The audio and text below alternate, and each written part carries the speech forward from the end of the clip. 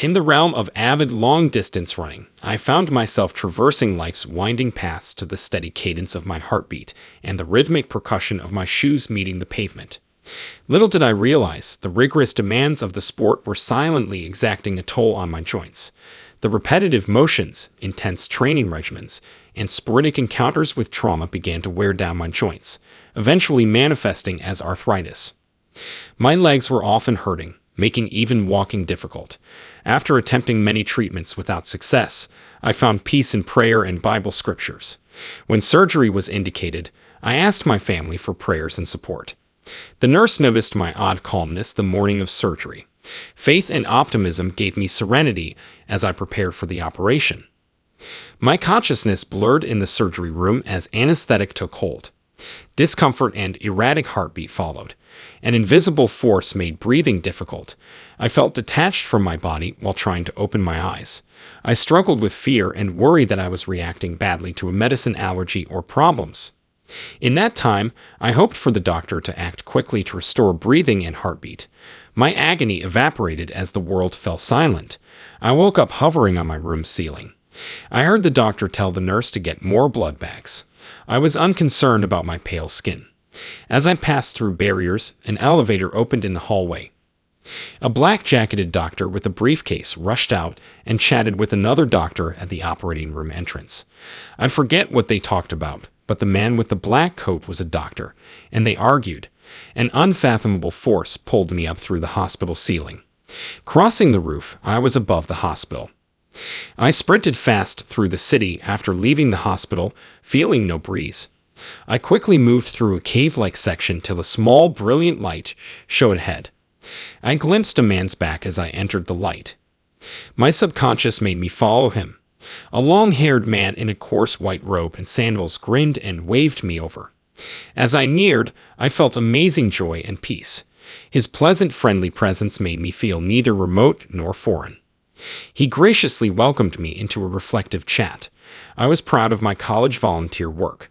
Our group helped local seniors and youngsters weekly. My duties included cleaning, talking, and playing with the kids. Taking a frail granny on a park walk was a highlight. That afternoon stroll made Mom grin often, teaching me the joy of assisting others. However, recalling other events brought embarrassment and sadness.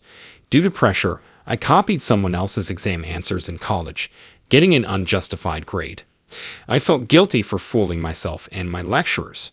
Jesus was kind and gentle, without condemnation or praise, despite my expectations. I worried about his opinion of my activities. Jesus abruptly suggested spending time together. A flight of steps led to a beautiful pastoral area with brilliant flowers and a tranquil river. My deceased parents and grandfather gathered on the other bank. Interestingly, my great-grandfather, whom I never met, attended. Telepathy carried our message. I wanted to embrace them across the river, but Jesus advised against it for now. We saw a beautiful Greek-style building as we continued along the river. It had a white exterior with massive stairs and columns. People wore bright white robes, and the room resembled a massive library with all the world's information. Jesus said it was the Celestial Library. I eagerly scanned the shelves and picked up a book, only to see bright words in a foreign language. I was confused, but Jesus helped. He said these volumes offered diverse knowledge, some beyond my comprehension. Limitless learning was available at the library. I found a book of all Earth's music notation while exploring.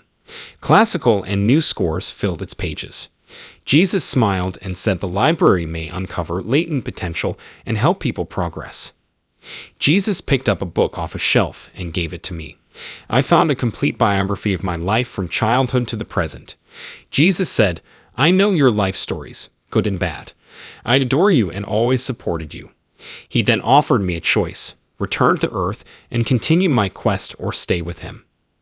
I want to stay because I felt drawn to Jesus. He brought comfort like never before with his affection and attention. Can I see my family now? I suddenly found myself at a hospital with a doctor talking to my mother. I couldn't hear their conversation, but I saw family and friends praying, each note reaching out to me. My father died when I was young, and my mother worked hard to raise me, so leaving them was unpleasant.